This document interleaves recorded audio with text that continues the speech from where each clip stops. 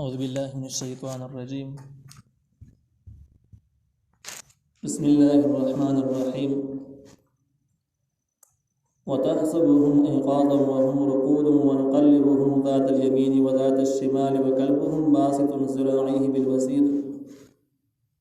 لو اطلعت عليهم لوليت منهم فرارا ولملئت منهم رعبا. سورة کاف 18 نمبر آیت. په دې 18 نمبر آیت کې دغه اصحاب کاف کرامات ذکر کیږي چې د الله تعالی په دغه حال کې څومره ناشنا جدا شان ورکړي. کرامات هغه کارونه دي چې د یو بزرګ په لاس باندې صادر شي او دغه کرامات د بزرګ په اختیار کې نه وي. کله مدعی النبوت د نبوت دعوادار په لاس باندې خارج شو دغه ته معجزه وي، دا هم د پیغمبر په اختیار کې نه وي. او د فاسق فاجر سړي په لاس باندې ناشنا باندې کار تاسو ورته د لاس صفای دغه یو جدا شي. نو بزرګان ته الله تعالی کرامت ورکړي، ځکه دا به کرامات ذکر کیږي. الله تعالی وایي وتحسبهم ايقاظا وهم رقود. کته تا به ګمان کو پاغي باندې ايقاظا د یخو کسانو چې ګنده یخ دي، وهم رقود نو دیو دو، یعنی عام ودو په شان دي خلک هم نو زیات مفسرین رائے دا چې دې کسانو په ټیک سترګې غړولې او حالانکه د سړی په سترګې نه غړای. دغه شانته کې سړی چې کله ودو شي دبل شانته کې ساره علي خود دې کسانو ساده یو کسانو شانته کې راستل نه د ودو په شانته کې نه. دین علاوه لاس په وجود به حرکت کا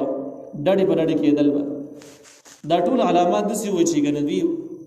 د عام ودو په شانته کې نه. نو دا یو کرامات شو چې تا په ګمان کا بدی باندې ایقاظا د یو کسانو وهم رقود نو دیو ته. الله تعالی ونقلبهم من اړول راړول ذات الیمین په خی طرف و ذات الشمال په ګس طرف باندې ډډې په ډډې کېدل وها، یعنی مړه هم نه دي.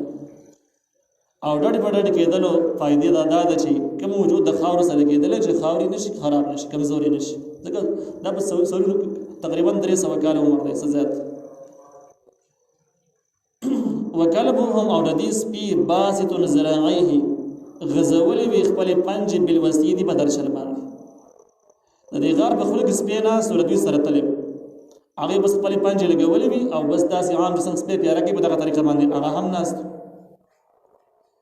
الله تعالی وی لبي طلعت عليهم لوليت منهم فرارا ولملئت منهم رعبا. کته وخت کار شوی وي دوی ته د کوم کسان چې په دې غار کې پراته دي لوليت منهم تبوا ګرځیدلې وي د دوی نه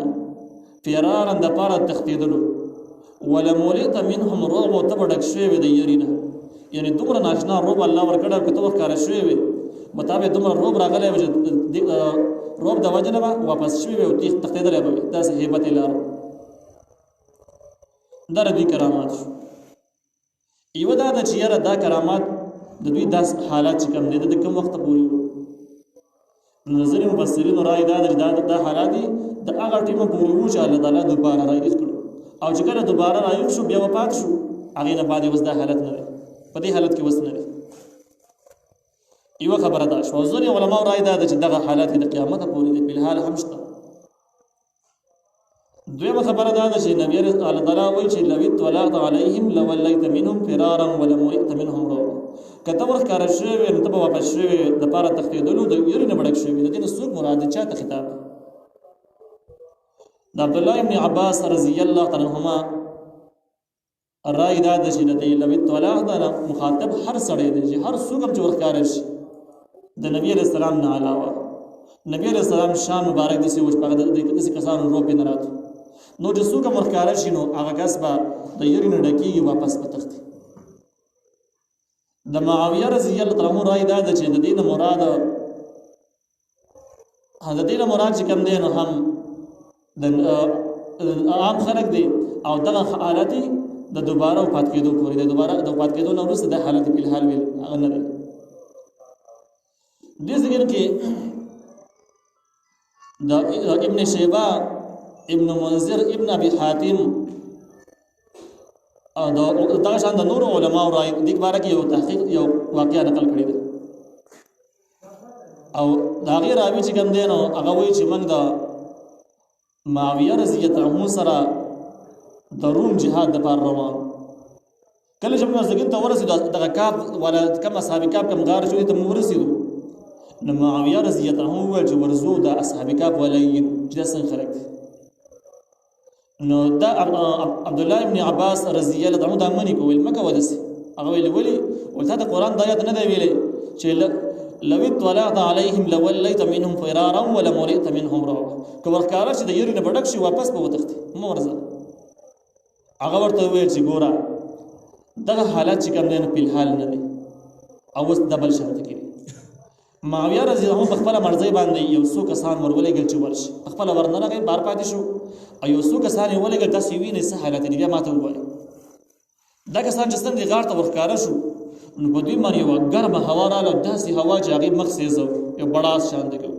او دا خلک یې دې بړاس ویراو او دوی واپس وتښتېدو دا کسان یې ونه لیدو چا ونه لیدو د دغې واقعې نه پته لګي چې وس یې څوک نشي لیدلی په الحال یې هم نشي لیدلی او دغه شانته کې دا خلک دغلته موجود دي یو سوال دا دی چې د دوی سره به درشل باندې سپی موجود سپی ساتل په شریعت کې څنګه دي دوی سره ولې سپی تللی او دوی ولې ساده دغه بزرګان نیک خلک دې کې د بخاري شریف روایت دا دی چې د پسر ساتلې دپاره سپی جایز دی دغه شانته کې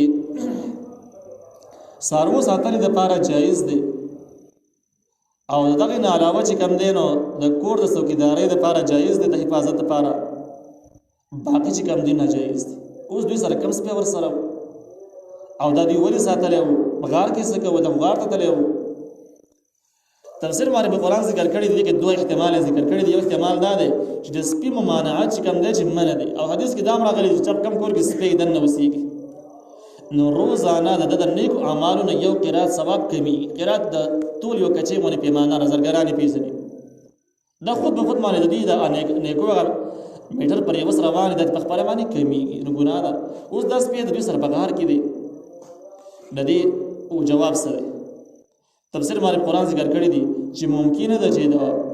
سپي ممانعات په دې شریعت کې په هغه شریعت کې د مسیحي دین کې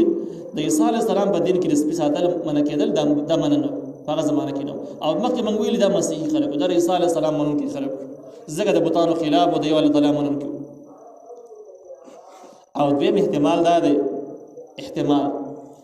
چې ممکنه ده چې دا کسانو د څاروو کار یې کاو د فصل کار یې کاو باغونه ساتل هغې دپاره سپی ساته او بیا خو د سپي وفاداري معلومه ده نو چې کله دوی علاقه پرې خلک غارونو ته لاړه ورسره تللی او دغه سپی خو مخکې په حدیث کې هم دي چې جایز دی هغې وجه نه اوس دا سپی موجود دی نو دا سوال په خپله باندې حل دی کې خاص څه نشته وکذلک بعثناهم لیتساءلوا بینهم همدغه شانته کې یعنې څنګه چې موږ دا څه د پاسه 300 کاله په غار کې ساتلي وو ژوندي نو دغه شانته کې موږ دوی دوباره رایښ کړو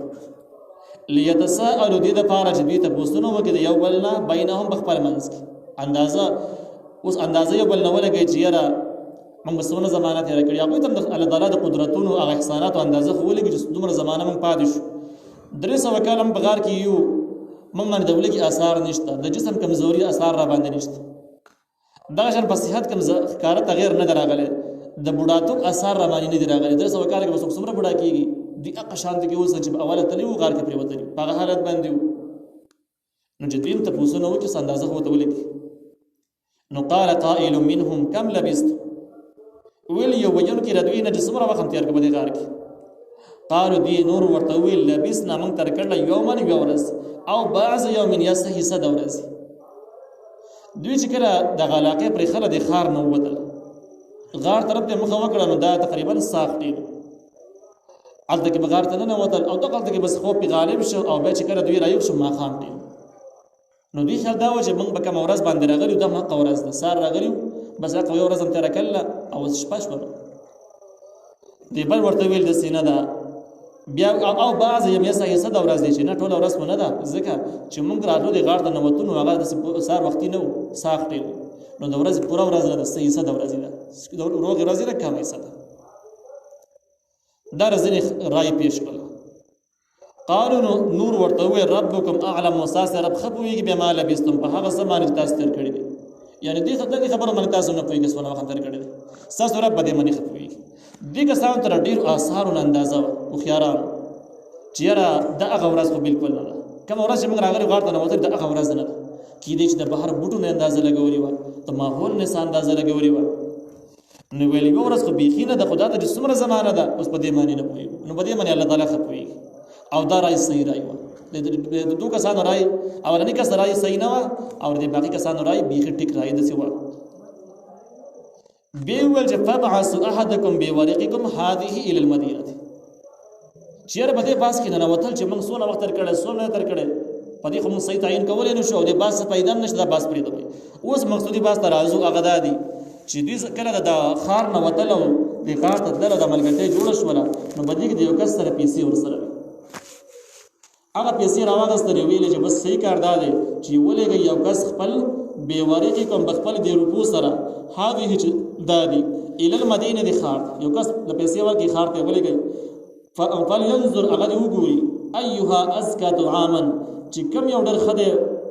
د پاکوالي نه په خوراک کې د کوم کس خوراک ډېر پاک دی یعنې هغه هوټل ته ورشي چې کوم هوټل پاک خوراک ښیي حرام نه ګنده نه یو پاکیزه هوټل پکې ولټوئ فلیاتکم نو بیا دې راوړي تاسو ته بېرزق منه خوراک د هغې هوټل نه هغې ځای کې نه تاسو ته خوراک راوړي چې وي دې ځای کې د مفسرینو تحقیق دا دی چې دغه ښار چونکې د بتپرستو په حوالې سره کې خلکو به د بوتانو په نوم باندې څاروي حلالول د الله تعالی په نوم باندې چا نه حلالول او د بت په نوم څاروي مرداري بیا به قصابانو دغه شی نه خرڅول نو دا په اسلام کې خدا منع دی او دا په اتفاقي مسله ده که مسیحي دین دی که زموږ دین دی په دې کې خو اختلاف نشته دی نو دې هوښیارانو د خپلو ملګرو ته وویل چې اول داسې اندازه ولګوئ چې کم کس بتپرست او د الله تعالی په نوم باندې څاروي نه حلالوي نو خیال کوئ چې دغې نه رانوړئ چېرته داسې کس پکې ولټوئ چې کم از کم د مسیحي دین والا چې د الله تعالی په نوم خو ذبح کوي که نه هغې نه راوړئ امام قرطبي رحمه الله وایي چې د دې نه معلومیږي د دې اصحاب کهف د دې عمل نه معلومیږي چې کوم قرآن نقل کړی دی چې کله تاسو په داسې علاقه کې اوسېږئ چې هلته کې د حرام او د حلال فرق ګران شوی خلک ګنده شي هم پخوي او پاک هم پخوي او حرام هم پخوي او حلال هم پخوي بس خلک جدا کارونه روان هغې دپاره یو مستقل اسلامي نظام نه چې کنټرول یې کړي هر شی هر څوک د شی نه خرڅوي او پیسو له کار کتلی نو په دغه ځایونو کې چې کله تاسو خوراکونه کوئ نو ښه تحقیق به کوئ هر ځګین ته په پټو سترګو مه ورنوځئ چې بس څه شی راوړ چې وي خو داسې به نه کړي تحقیق به کې چې کوم ځګینو کې سوچه نظام موجود نه یو داسې غونته کې ماحول بیا ورته وویل چې وليتلطف او خامخا د ډېره نرمي وکړي په خبرو کې او په معامله کې ولا يشعرن بكم احد او خبر دې نشي په تاسو باندې هیڅوک دې تاسو نه خبر نشي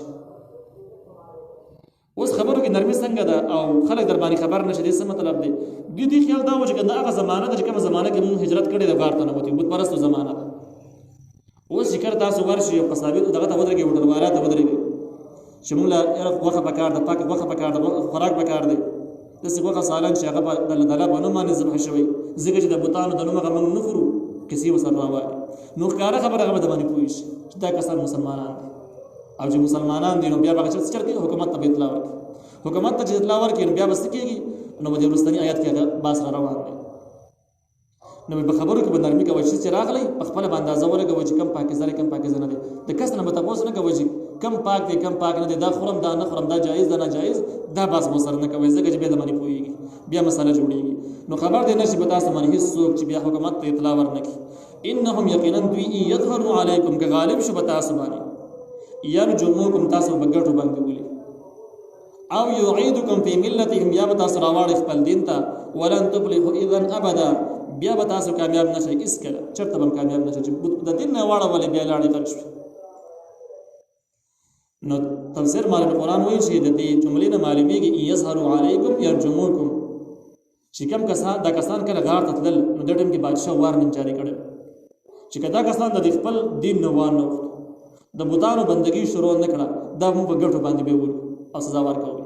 چې خلک ورته وګوري خلک د خپل غضب او د غصې هغه اظهار به وکړي پر غصه به سړا کړي او باقي خلک دونه ویریږي چې بیا څوک د دې بوتانو مخالفت چرته کوي او دې کسان ته پته وه چې زموږ سزا یې دقه راکړې ده که ګیر شو نو دغه سزا به راکړي په ګټو باندې به ولي نو دې هوښیار ورته وویل مشر چې ګورئ تاسو کله ځئ خوراک راوړئ په خبرو کې به ډېره نرمي کوئ هېڅوک په خبره او په انداز په دې شکل هم پوه نه شي او که دا باندې دا خلک خبر شو غالب شو در باندې نو بیا هم په ګټو ولي شهیدانۍ به چې شهیدانې کړي رسولانې به وشي دین به په دغه ځای باندې ختم شي بیا به د رسول اشاعت دپاره د یو الله منونکي خلک پیدا نشي چې خلکو ته لاره وښيي، دا ملوي نقصان دی. او که دا خلک دویمه طریقه به سره دا کوي چې د دین نه به ماړه، نو که دین نه واړولې بیا خو مستقل یې تباه کړئ، آخرت یې هم در تباه کړو، دین هم لاړه ورسه لاړه. نو احتیاط ولې وکړي.